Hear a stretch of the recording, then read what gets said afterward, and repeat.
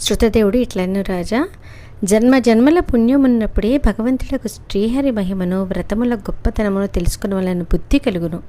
ఇట్టి ఆసక్తి గల నీవు భాగ్యశాలివి.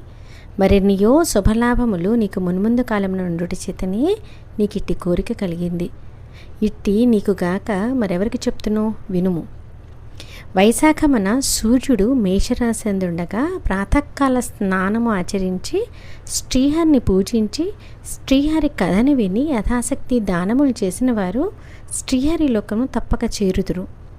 వైశాఖ పురాణమును చెప్పుచుండగా దానిని శ్రద్ధగా వినక మరొక దానిపై ఆసక్తి కలిగిన మూఢుడు అజ్ఞాని. రౌరవమును నరకమును పొంది పిశాచమై ఉండును.